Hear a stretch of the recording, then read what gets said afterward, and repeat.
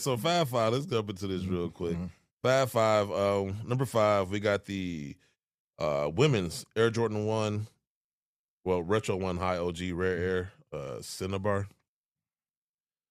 Okay. I mean, basic. I mean, nothing, not bad, not horrible, but basic.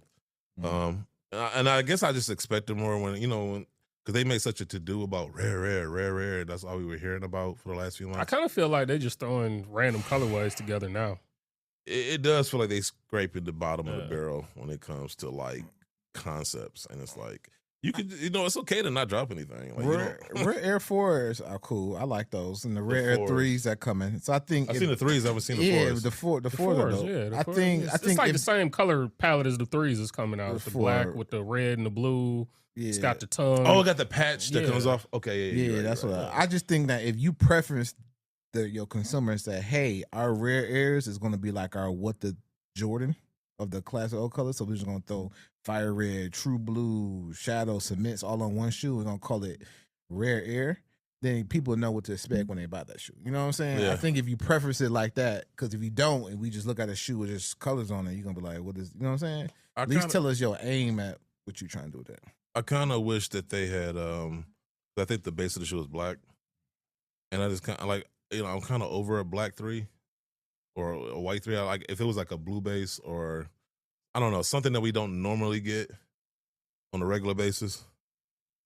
I've seen enough black base 3s to be like, okay, like there's other colors. So you got something against black? Yes. I beg your pardon. I beg your pardon. Number 4, and some people might have a problem with this. Number 4, we have the PUMA Stewie 4 Prism. I actually like this shoe. And shout out to the ladies, too. Cause, you got a picture of it? Yeah. Shout out to the ladies. That's cool. Yeah, it's a decent shoe. It reminds me of that LeBron 11 Terracotta Warrior. You have to pull I can those see up. that. I can see that. But you shouting out WNBA players or just ladies in general? No, I mean, both, I guess. But because I'm thinking about Asia and her shoe. You going to watch a game? Shoe. No. But. Terrible. Just okay, terrible. I can see that. Mm-hmm. Look. You gonna buy the shoe? If it come out dope shoe? color? No, the Asia Wilson shoe. Oh yeah. I'm gonna buy the pink one? No, you probably go back. I mean, I'm just saying this here. Okay. So you buy the WNBA player, you just want to watch it. Yeah, like, So you I'm not the support biggest Nike. LeBron fan, but if his shoe is dope enough, I'll buy it. I'm a sneaker head. Like, so if you say if you're not a fan of LeBron, I'm not the biggest LeBron. I don't hate LeBron, but I'm not. Oh, no, yeah. I'm not saying that you don't have to be like a super fan to buy somebody's shoe. Yeah. Like, you know what I'm saying? Like, I'm not the biggest KD fan, but I got a couple pairs of his shoes.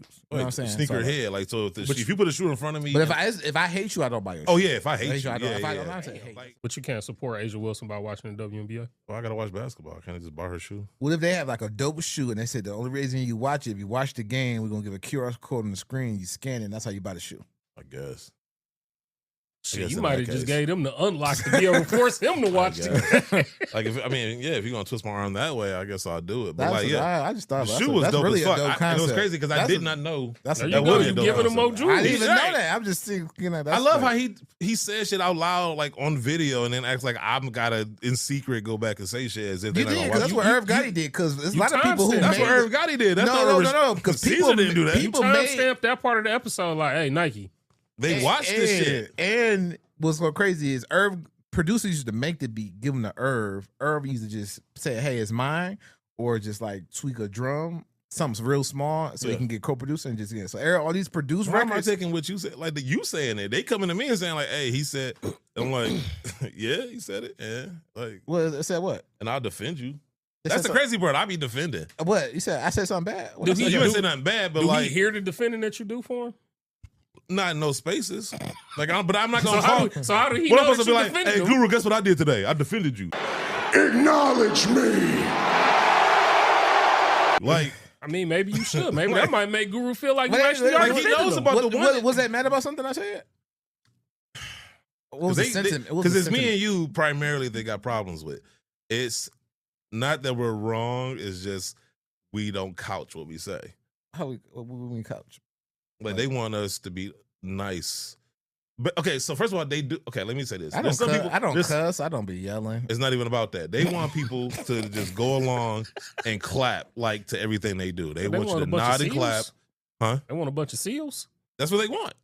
So when somebody says something counter to the narrative that they want out there, as credible and factual as it is, like we talked about the ones, I've been hearing from people from the know, and I'm not gonna say their names because they made me promise, but I know higher ups hate the videos we put out there because they're like, yo, like because they can't argue against it, right? Because like you said, everything we said was facts, and we came from a point of view that actually made fucking sense.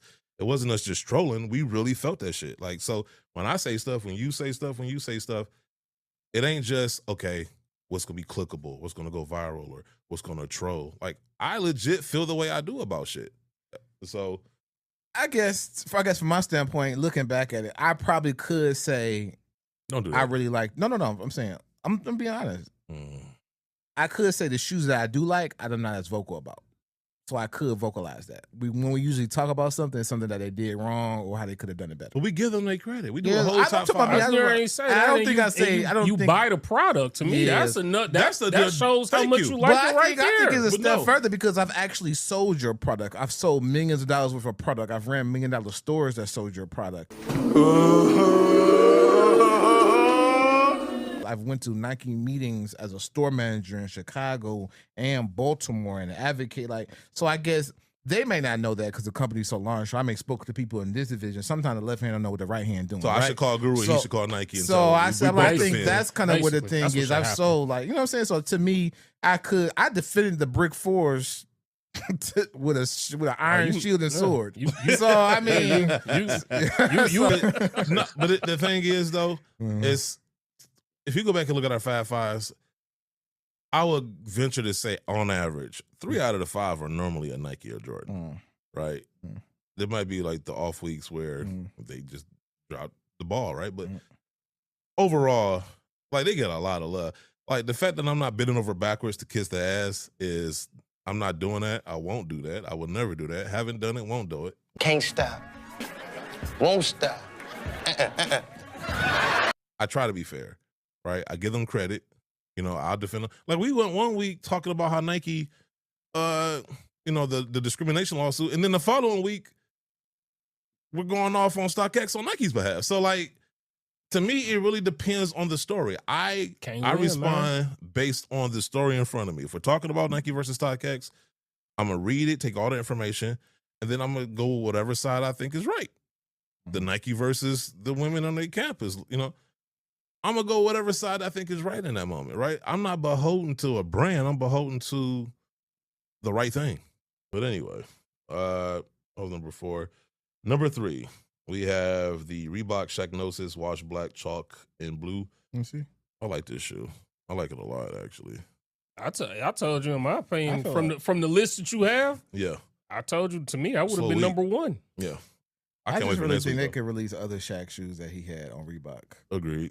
Oh, 100%. Like, really, please do. Well, you know, I forgot the other joints that were like white, and the blue was like almost. It was like on the border of being blue, almost going to a purple. Like that shoe, I forgot what it was because he had the black one. They had like a chunky heel and 4-foot hexalite. Like that shoe, I think that was like $98.99, I think. But yeah, you could. There's other shoes you can release by him that could have been like. You know what's gonna piss me off? If I go on a website to buy this shoe and it's in my size, but I can't get the Orlando colorway, I might go to Reebok headquarters and just start throwing around some shit. But anyway, that was number 3. Probably the most love you gotta show them too. No, and I bet you wear a Shaqnosis in the 15 look like that little portal thing on Double Dragon where the brother used to jump through.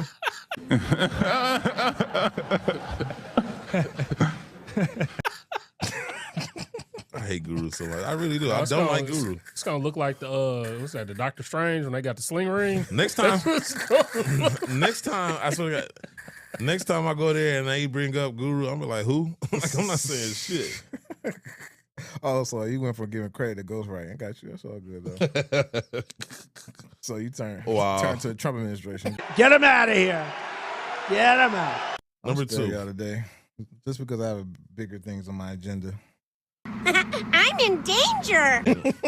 He focused on you. I know, right? Like, it's kind of scary. Man, he got you in his sights. Number 2, and me and Gino discussed this, and just to kind of, it was a toss up for me, but just to kind of break the normality of a Nike and Jordan being number 1. Number 2, we're gonna have the Nike LeBron 22 Bryce's World. I actually like that shoe. That's dope. Yeah, I like this shoe. I gotta say, like, I know the 21, 22, 20, 20, 21, 22.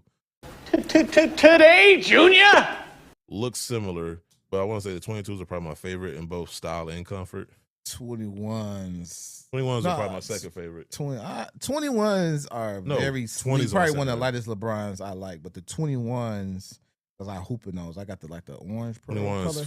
21s are nice. 21s. They cut to my feet. Every pair I had cut to the side of my foot. The 22s are cool. They cut to the side of your foot because they had that lacing system that would cut into the side. I never had that, bro. I remember the first color I had was the black velvet, like synthetic suede, like almost like patent leather suede, whatever. Yeah, and it was dope. But like when I hoop, people would step on my foot and it like wouldn't go away. So I took it back to Nike.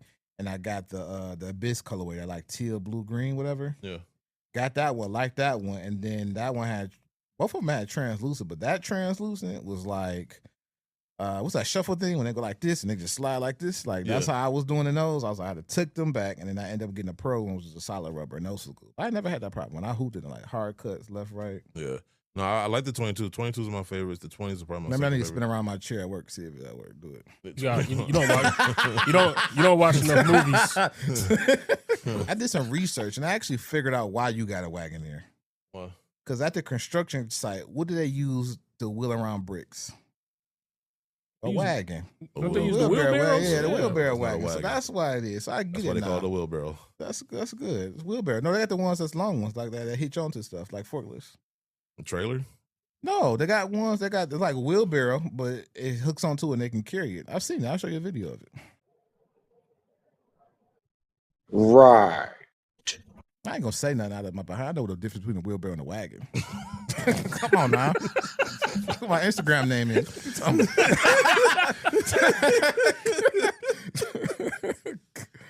like, what is he talking about? But number 1, and to Gino's chagrin, the Adidas Harden Volume 9, ironically HellCat. I told you it should have been. Nice shoe. It should be on the list, but I just wouldn't have made it number 1. It's a dope shoe. I almost bought it at four. It's just that crease on the synthetic pair. Boy, it looks like the bailout slide. Yeah, that crease. That crease is something brutal, man. Like the leather joints, I cop the leather ones. Hold on. I am so glad he said that because I cannot wait to find the video of people damn near killing themselves going down that slide.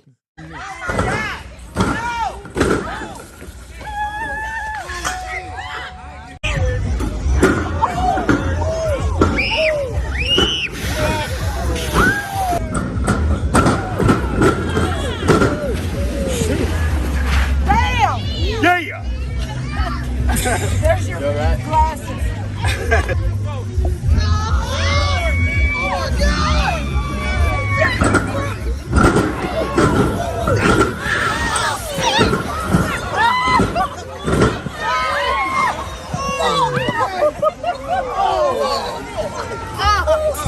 Hardens are nice. Well, I told you the one thing I think that would be dope that Adidas would do is that should have been it. This should be some apparel to go specifically with that colorway. But why don't I feel like a lot of brands don't really focus on apparel like they used to? Like a tracksuit, like an actual dope Adidas tracksuit with Harden's logo, something minimalist. Yeah, all black with a little bit of red piping on it. Yeah, like that'd be